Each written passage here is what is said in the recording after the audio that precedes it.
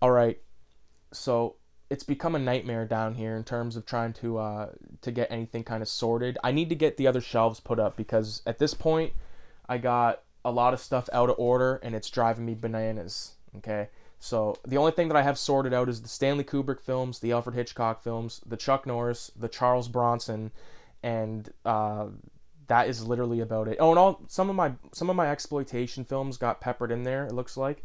So because I have exploitation films on VHS and DVD, and I keep that as a separate section outside of horror and martial arts films, because that's the only thing that there's a rhyme or reason to down here is the horror and the martial arts. And there's not even a rhyme or reason to the martial arts. They're just all on the same shelving unit, which is going to be, we're going to add to it over the weekend. And that way I'll be able to kind of incorporate some stuff that should be on the martial arts shelf, shit like, your Van Dams, your Seagulls, and just stuff that action-y films, action type films, stuff that when I think back to being a kid and like watching a lot of like the martial arts films, like with Richie and all, and just watching like your Seagal, like I'm in a night he might watch a fucking Secret of the Shaolin Poles, and then later on watch Steven Seagal Hard to Kill, and like that's how I kind of obtained that taste for those kinds of films.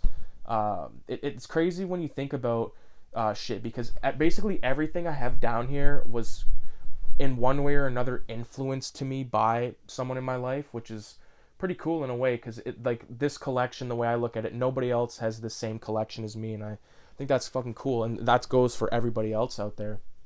But I did pull out two films today, and it's Terminator and RoboCop. So uh, I'm making this video based on me assuming you've seen these films, because there'll be spoilers, of course. RoboCop is a great film with great characters, great action, lots of memorable lines of dialogue. One of like the most random things that's not even really that funny, but is somehow hilarious in a way. The quote in this film, "I'd buy that for $1," and like the thing that's funny about that to me is the fact how everyone else laughs their fucking ass off at it. Like in the film, like it like he says it once and everyone's just like like losing their shit, and I just think that's awesome. And I mentioned this video or this film in a video recently. I think in the my top 6 films that involve like variety store robberies or something like that. But definitely the scene where the variety store gets held up, love it. I think it's classic. RoboCop just fucking screws the guy over. It's great. I love the scene how when Murphy's getting shot to shit, like that's insane. I think that's very memorable. I think a lot of kids that seen this when they were kids, like especially if you've seen the extended cut of the film, like this steelbook. I remember when I got it, it was the first time I seen the extended cut, and I seen all the extra fucking bullet hits and stuff. Like it's unreal. It's unreal. There's so much good classic. Like Clarence Boddicker, played by Kurtwood Smith. He's a machine in this film. He's so goddamn awesome. The dude that plays RoboCop himself, I can't believe it, Peter Weller, from Leviathan and other stuff. Like, he's such a robotic kind of guy, and apparently like he went and like watched I don't know what he watched, like Machinery or something. Like you hear about that with a lot of films. Like if they were supposed to be a monkey, they'd go watch fucking Monkeys or something, Planet of the Apes kind of shit. But he has that robotic movement down to a T. It's great, even better than Schwarzenegger with Terminator. I would say for sure. Plus he's got all the costume on and all that. So one of my favorite scenes is a shootout at the Coke lab with the Italians, Kurtwood Smith and his goons. Even Kurtwood Smith's goons in the film are awesome too. Like Emil, who's like the melted face guy. There's like a Vietnamese kind of guy, like badass with a bandana. I don't know the dude that like always is like laughing his ass off. The fucking black guy with like the beret. And even there's that other dude. I don't remember his name, but I've seen him in some other shit recently. And he's the guy that's in the nightclub and like RoboCop grabs him by the balls or some shit like that, or he gets kicked in the balls rather. Yeah, man, this is a good one. My cousin, he loves this film. Like it's one of his favorite films of all time, and deservingly so. I don't know if C-Mac, if you're watching this video, if you've not watched the extended cut of this film, do it because it's great. Yeah, like this DVD itself, there's a lot of great special features. I'm gonna go through them real fast because I think it's fun to mention. Because, like I said before, like you don't get a lot of good special features anymore, which is bullshit. What do we have for time? Okay.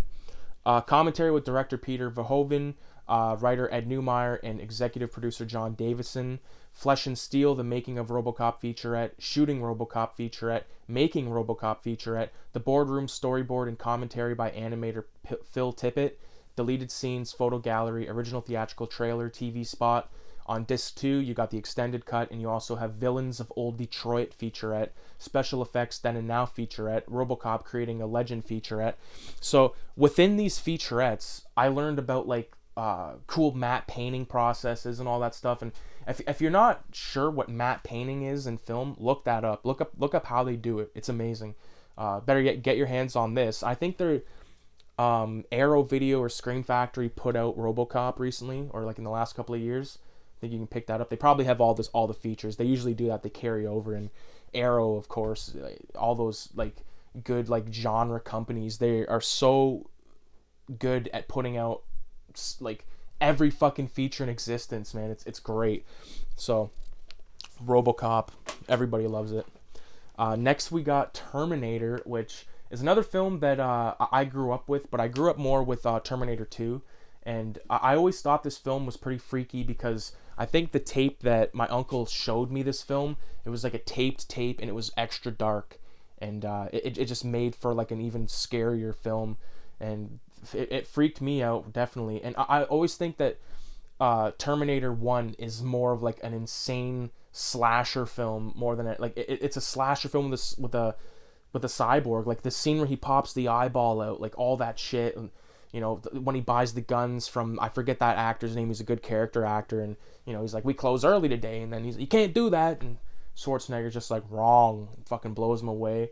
You know, Sarah Connor, like all those, like he says what, like 10 words in the film, and it's gold. It's all gold. Even when he's doing like he's mocking like the cop speech over the radio, like it's great. He goes into a police station, blows away a bunch of fucking officers. Like it's hardcore shit. And, like it's crazy because these films came out in a time.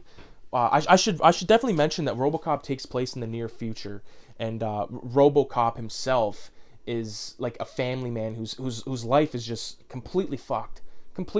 He ruins his, or like this experience ruins his family, ruins himself because he has the memory of his family, and he has to live with that, and like it's so depressing. And you know, just the story of RoboCop is a depressing story, and stay tuned for the sequel because it's fucking awesome too. Third one isn't that bad either. I watched that in the last couple of years, and I didn't mind it. It's not like number 2 or even close to number 1, but it's all right. But with the Terminator, Michael Biehn, like this is like, I knew Michael Biehn from a movie called Strapped, which is a Forrest Whitaker film, which stars Bokeem Woodbine, Fredro Starr. I've talked about it before on the channel. Great film, great gangsta type film. So to see him in this, I was like, oh shit, that's the cop. And like he's great. I love how convincing he is, because like when he's in the police station, he's being interrogated. He's like who's an authority here? Who the fuck is an authority here? Like I don't build these goddamn things. I'm just a fucking grunt, you know. And I love that. And I love like the greasy psychiatrist guy who returns in the sequel. Of course, what's her name? I'm blanking on her name. Linda Hamilton is great as Sarah Connor in this. You know, she plays a really good kind. Like I love how the film starts off with her like when she's introduced, like she's working a waitress job and she's having a shitty experience. A kid like puts an ice cream scoop in her little like smock or whatever it's called. I don't know, man. Like there's scenes in this film like at the Tech Noir, like the what the fuck is it called? La Bar. It's like a nightclub kind of thing. It's so badass, man. And like all of the gunshots, like they just have this sound to them, man, and it's great. I should point out in the gun shop store when he asks for like the fucking, he's like a A4 plasma rifle with fucking whatever, and he's like, hey, just what you see, pal, just what you see. Like the guy's just like oblivious. He's hey, just what you see. Like I don't know, man. They don't have like little cool side characters in films like that anymore, man. It's depressing. But the only special feature on here is the original theatrical trailer and a DVD-ROM script to screen. which might be cool. But I don't. What you put this in? This is the DVD-ROM. I was always confused by that. Like I just missed, or I didn't just miss it, but like when I was a kid, like I never played computer games. Like I had one computer game and it was like a fucking Star Wars kind of game, and I could never figure it out. I hated it because I didn't like using the mouse or like the mouse and the keyboard and all that shit. So I stayed away from that. So yeah, that's about it for this video. I hope everybody out there is staying safe, washing your hands, all that shit. Stay inside.